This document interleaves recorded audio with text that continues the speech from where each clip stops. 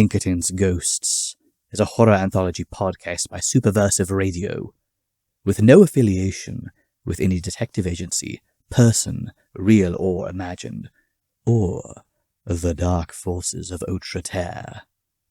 It is not intended for children. Grendel's Game. This is Timothy Harker. I am calling in Mission 23. I thought a mission like this would come much earlier. I was a part of the new class that came through a few months ago. That Eugene got a high-threat mission before I did is stuck in my craw. It doesn't matter. I thought I did a little better than him, with less monster murder. The way the execs talked, killing monsters was a rarity, but most of the archives are just agents killing things. I was assigned an area stretching from Utah to the Mexican border. I understand there's a guy working Idaho, but he doesn't have many mission reports. I'm grateful that I don't have an entire north-south swath like Jack Morrow or Jim Donavan. I did have to learn Spanish on the fly. I'll say this. The Paranormal Pinkertons did not blink at my clothing and equipment needs.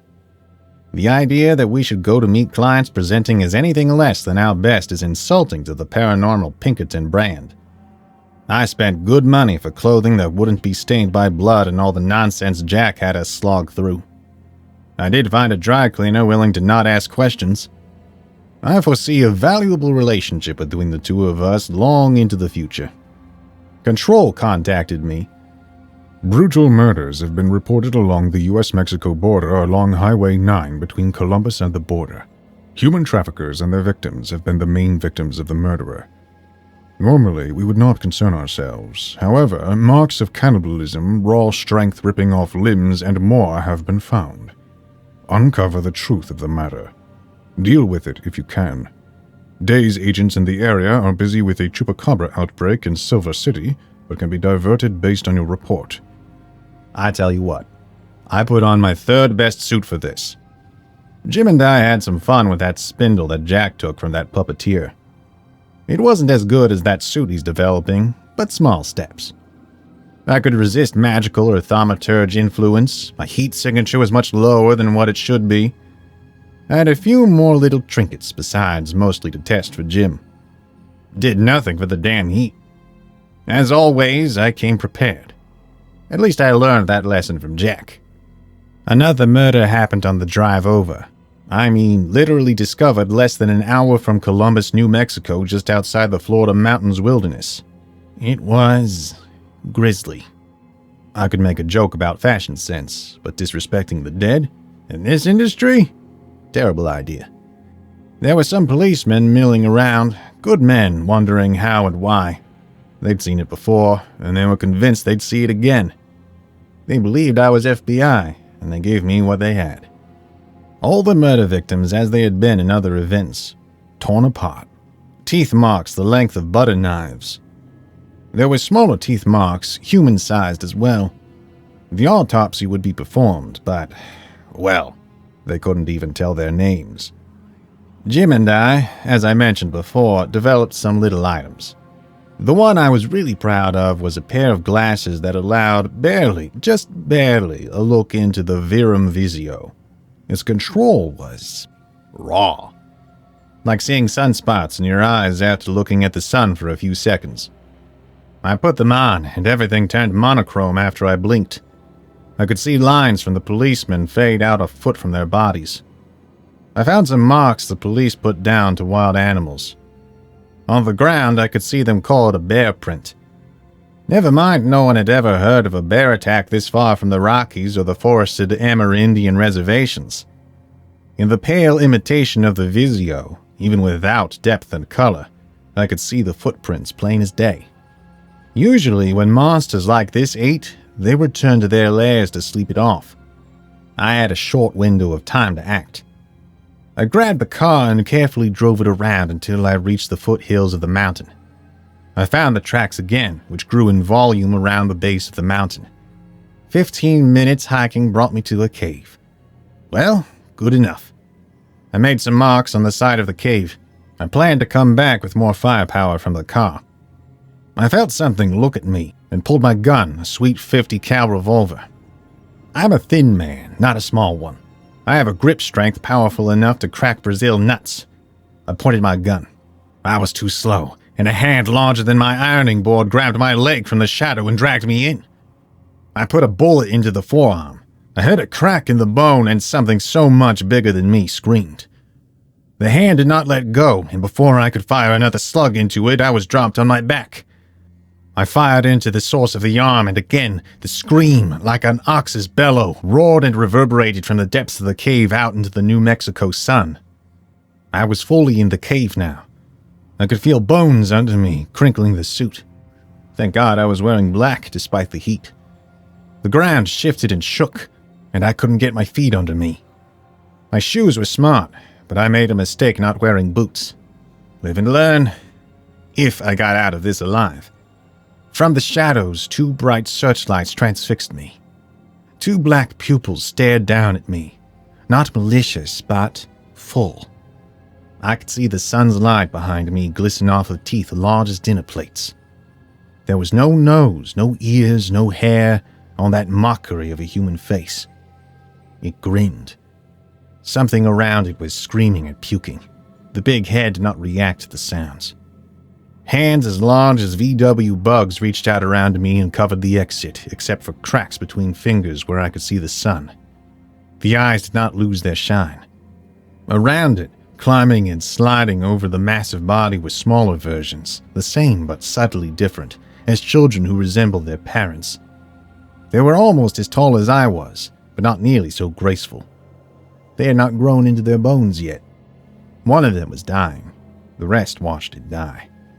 The voice was deep, a basso rumble, like rocks rolling over themselves. The teeth barely moved from its grin. It wasn't smiling. It didn't have lips. Well. Who do we have here? I had been trained by Jim and Sean on how to deal with such questions. Fairies and demons were the most dangerous to give your name and information to. But who knew what counted as a fairy or demon? Demons knew your name, but certain introductions let them in. I wasn't as sure on the rules as I needed to be. A Paranormal Pinkerton. You've been dining and dashing, and I'm collecting on the bill. To be sure. But I thought you lot were down and out. The mortician was over-enthusiastic.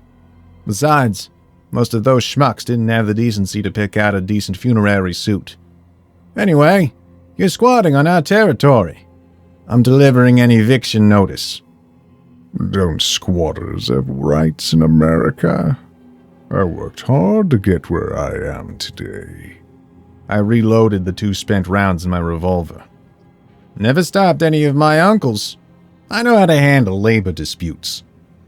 I acted as if it was the most natural thing in the world. If you want to file a complaint, I snapped the revolver's drum into place. Again, that grinding, rolling laugh. You're a clever man. Cultured, well-bred, delicious if bony. Most certainly. But I just fed. And though my children hunger, always hunger, I can't let them get fat. A lean and hungry look only sharpens the wits and body. Whoever heard of a fat monster chasing down their dinner? No, I will starve my babies so that they know hunger and never want to be hungry again. How did you get here? Where did you come from? Why attack people around here? Alas, this child of Grendel was driven from Mexico by a cartel. My little children were in danger. All I am looking for is a better life. He laughed again. When he was done, he looked back down on me. I couldn't tell how big this guy was. I couldn't rip his arms off, and I didn't trust in my little 50 cal to kill him in a shot. Let us eat him! Let us eat him! The children squealed. Not yet, the Grendel said. My mind went over what I knew about Grendel and other monsters from that 500 AD time. Unlike other Pinkertons, I read the classics. The Grendel yawned. You must be pretty bored here, I said casually.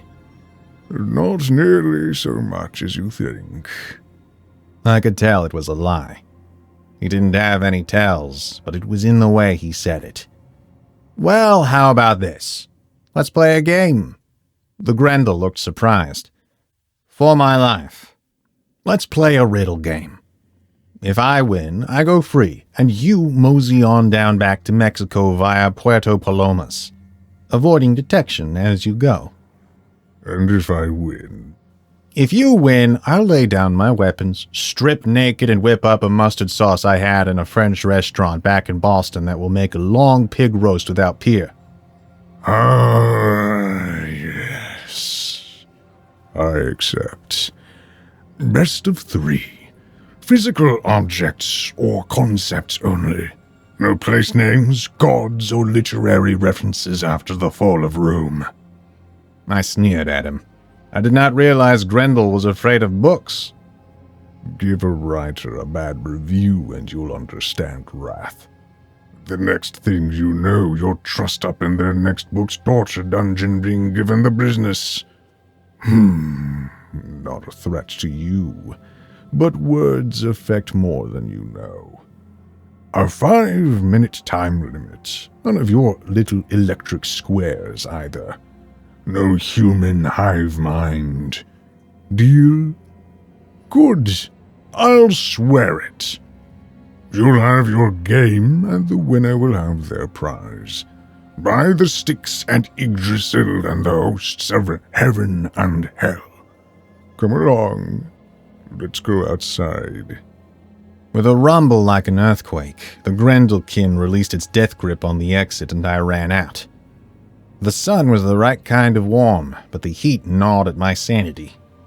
2 arms the color of iguana skin and a model like bauxite ore pulled out a body that reminded me more of a gorilla than proper human form. No suit on earth could hide its hunchback, its ape-like movements. The whole thing was malformed. The feet were barely more than residual. It hopped and stumbled, the arms doing most of the work of movement. It started at twice my size, its head 4 times as large. The eyes lost none of their shine, but in the sunlight I could see how sickly and wobbly they were. The pupils glowed red with the blood vessels deep within. The teeth glistened with a clear mucus. In the light, I could see that one gap had strips of black cloth stuck in it. It stretched, cracking bone joints. Little versions of the vile things crawled all over him, squealing and begging to eat me. Let us eat him. Eat him. No. I have sworn to play his game and honor his prizes. Go first, human. Let us have your measure. Riddle games and riddles were not a common American pastime. They depended on half rhymes and clear descriptions without being clear. If they were not obvious in hindsight, it was a bad riddle. However, as a child, my grandfather was very much into clever wordplay. I was the only one who bothered with him, and he'd pay me for particularly good ones. This monster? I'd win this handily. I cleared my throat and began. Time and honor are my bread and butter. It is unforgivable for me to stutter. But if I ever crack and fall, whole towns will be free of my thrall. The monster looked surprised. It didn't have eyebrows, but the forehead lizard-like skin crinkled and rolled as the eyes lengthened. Serves me right for accepting a challenge from someone who came up to my lair so boldly and slew one of my little children. I played dumb. I did. You are calm about it. One less mouth to feed. It rolled its eyes this way and that, as if looking for my inspiration. Sir, we agreed to a time limit. I wouldn't enforce the time limit strictly, and neither would he. It was a gentleman's agreement not to waste the other's time. Before I reminded him once more, his fingers snapped up. A bell! A bell! A bell is tolled to mark the hours and old feast days. They can crack and fall from their high towers, thus freeing the town from knowledge of time. The explanation was critical. If he couldn't explain it, I'd call it a guess and then argue that it shouldn't count. He'd do the same to me. I shrugged. You have it. The Grendel set a boulder beside itself. My turn. It drew itself up to a height twice mine. Lord of the air, talons to bear, a piercing stare, a strike beyond compare, no lair, no care, a nightmare. This was conceptually easy, but the difficulty would be putting a name to the description. The key parts were air bird, talons, a raptor or eagle, a piercing star was raptor again, a strike beyond compare, a raptor or eagle who was the best or more notable for its strike. No lair, no care, a nightmare was filler of a sort. Then there was what Grendel knew. He was from Central America, which meant he'd know the animals there and reference them.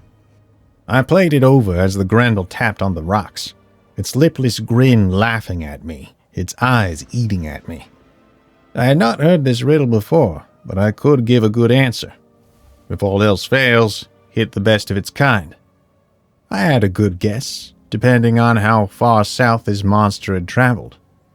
A harpy eagle. It's an eagle, the lords of the air. Its talons are the largest among all birds.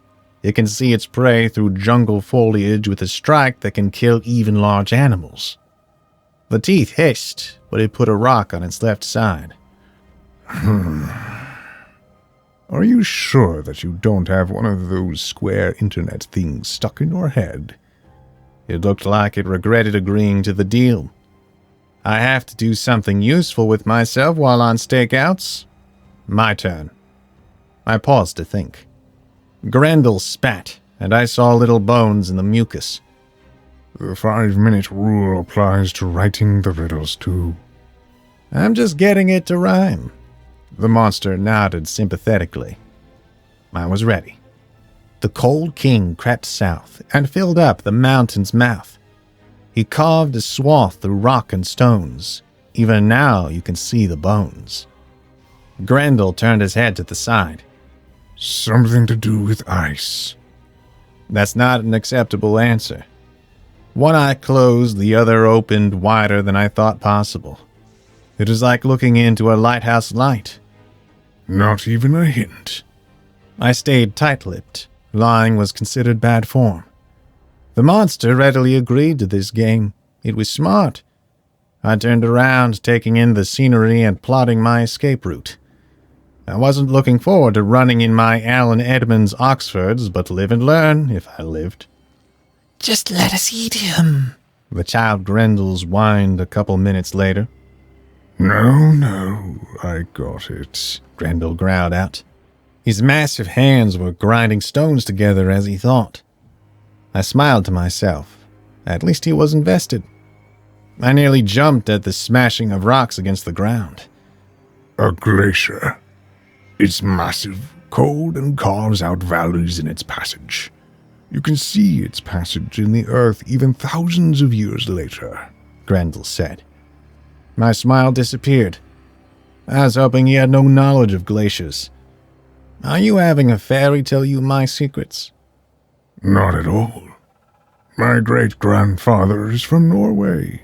I just had to remember him. Grendel set a stone in his row. Prepare yourself. Grendel drew himself up as if he was an orator. Then he belched and sang. Soft red meat, tough to beat. We're all out, begin to pout. White skin casing, worth the chasing. What am I? I held my ears shut. This is a riddle game, not an opera. Grendel just smiled at me. I needed more than a minute for this one. I had to break it down.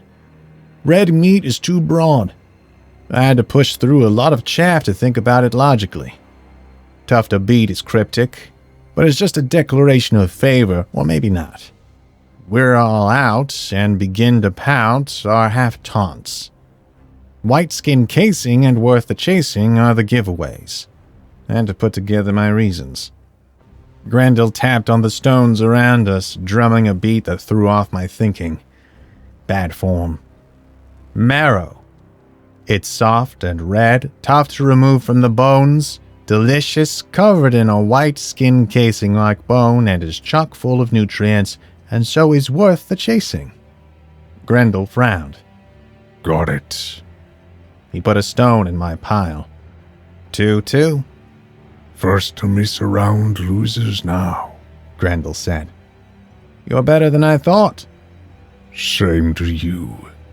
Without giving him time to settle down, I launched into my riddle. My grandfather got me with this one. River master, rough or smooth, I live a different life in youth. Spawning at the river's source, my ribs rub planks coarse. Paddling up and down river rapids, it's a taste you can't call vapid. I alone ramp a waterfall, and won't stop until final call. Who am I? Grendel's eyes narrowed. That's too easy. I stepped back. What are you talking about? Too easy. Compared to your harpy eagle riddle?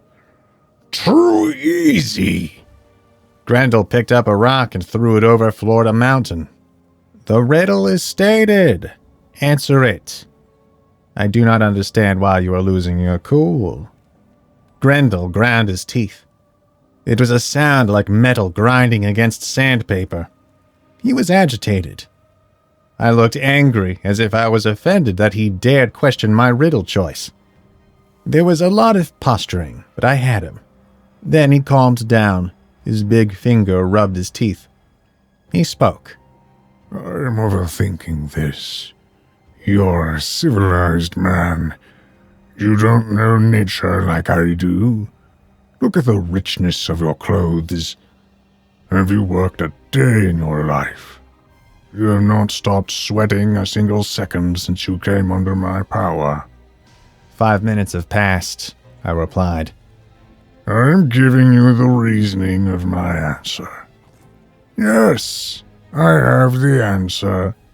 You saw some sort of program on one of your little phone boxes and thought it was unknown knowledge. You think you're clever? Not at all. Not 1 ounce. I have your flesh. The answer is salmon. Salmon are masters of river travel. They transform once they reach fresh water. They have ribs, and a piece of salmon is called a plank. They go up river rapids to breed. Salmon is known to be a high-class dish. They leap up waterfalls. They don't stop breeding until they die. Grendel stopped. Not at all. Grendel snapped up at my matter-of-fact statement. They don't go down rapids. They die on their breeding journey. Ramping waterfalls? Hardly. I actually stepped forward, shoulders back, finger pointing. No, the answer is a canoe. Grendel reeled, actually backing away from me. Canoes can do all those things, but a skillful canoeist can go up rapids as much as down them. As for waterfalls, you can ramp off the top of them as if the bottom of a ramp. The support structures are called ribs, and the wooden outside is made up of planks. Grendel hissed. I knew it was too good to trust. You're down 1. Give me your last riddle. Grendel stood and swung one of his immense ape arms and smashed a boulder to dust. I did not cheat. Stop your tantrum. If you befuddle me, we will be tied, and we will go around again. It is not over. Grendel's searchlight eyes stared down at me. Of course it's not over. His hands, raised up on fingers like the legs of insects, crawled towards me. You swore on the sticks that you would play the game and follow the rules. I'd let you go after. How I regret that oath now. Grendel breathed in and out. A very human reaction from such a strange beast. His fingers lay flat on the ground. He closed his eyes. I let him have the time. I was told that oaths by the sticks have horrible consequences, but there's always a line. It doesn't matter how bad it is. It might be worth it to kill an arrogant enough snot like myself. His eyes gleamed as they opened. Horns, mane, scales, fire-burning bells. Breathing deep, the cost is steep. Fly away, never at bay. You can say it's in a play. The answer was, of course, chimera. Real monsters don't count as literary references. The problem was there was a trick. Chimera are a tripartite animal made up of a lion, a goat, and a serpent. It breathed fire. Bellephoron rode Pegasus and killed it by jamming a brick of lead into its jaws. There was a trick. Grendel would then ask, what play? Of course, no such play has survived to the modern day. I had heard of a play called Chimera, which was more about the science deriving from the name, not the monster itself, except the monster is childbirth because it was a play by hip Londoners without children for hip Londoners without children. I breathed in and then out. Chimera. What play? Grendel squinted his eyes. I knew what he was thinking. Would I break? Lie? There are none. Is that your final answer? Yes. Grendel waited a full minute, looked me up and down. That is the right answer. Dejectedly, he picked up a stone and set it on my pile. You have won. Get out of here. My family will return to Mexico tonight. Wait, let me give you some advice. There is a ravine near to your last victims. It will be a great way to avoid discovery on your way down. I might have been too eager, too sincere, but the gorilla lizard beast nodded. But we so wanted to eat him. The little Grendelkin whinged. I made my way back to the car, keeping in everything I could just to keep from laughing. I drove off and made the call to Control, telling her where and when Grendel would be traveling on his way back home. I made it back to the hotel to fill out the paperwork and narrate this report. Good thing I have my phone on silent. I don't know who or how, but Control just sent me a message, no survivors. All in a day's work for a paranormal Pinkerton. Let us see Eugene top that. Pinkerton's Ghosts is a podcast distributed by Superversive Radio, licensed under an attribution non-commercial, share-alike international license. This video was written by Ben Wheeler and performed by Son of Sonnet. If you liked this video, please consider hiring Son of Sonnet at his Fiverr account. Link provided in the description. Ben Wheeler edits, directs, produces, and herds cats. Kim Dickerson performs our audio editing. Visit us on Facebook, read articles on superversivesf.com, or listen to us on unauthorized Acast, iTunes, or Spotify. Contact us through Twitter at @PinkertonsGhost, email us at pinkertonsghosts@gmail.com, or send us noble messenger possums with messages strapped to their backs. Don't worry, they know how to find us. Thank you for listening, and good luck.